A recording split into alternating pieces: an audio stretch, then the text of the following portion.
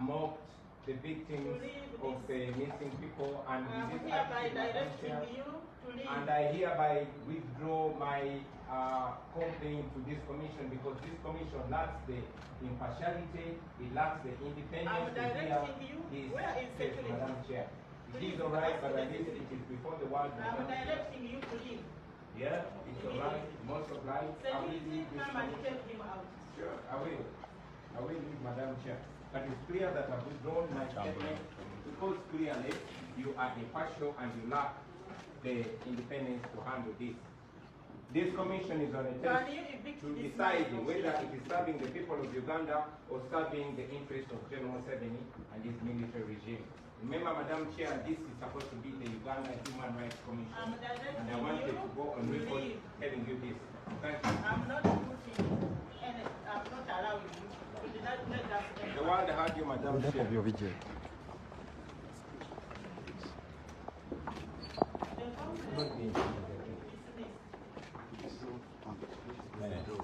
Withdrawn, not dismissed. Sure.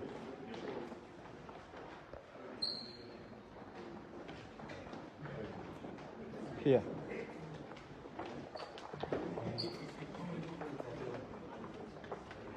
Bobi Wine olunaku olwaleero asazeewo tajja kwezooba n'akakiiko ka Uganda Human Rights Commission akagaanye okubeera nga keetengererangako okusinziira ku Bobi Wine kasobole okubeera nga kaka gavumenti eddize rights za omukulu Robert Kyagulanyi Ssentamu ez'okubeera nga asobola okukolera mu nsi ye omulimu gwe ogw'okuyimba. Munnanga akatambi ngenda kakuzanira okuva gye katandikidde paka gye kaggweredde byonna osobole okuwulira nga ebigenze mu maaso. However, Bobi Wine bagenza okumugamba mu bannange get out nkugobye you may leave already yenga amazo submitting nagala nedda mu akakiiko kamwe tekalina bumanyirivu, tekalina bukugu, tekalina bugumiikiriza, tekalina bwankomeredde bwako kwega tekali independent kongako kubeera nga kasalawo ekintu mu butuufu bwakyo wabula mbu okusinziira ku Bobi Wine kalina sooka kwebuuza ku bantu abalala. That means tekabala independent okubeera nga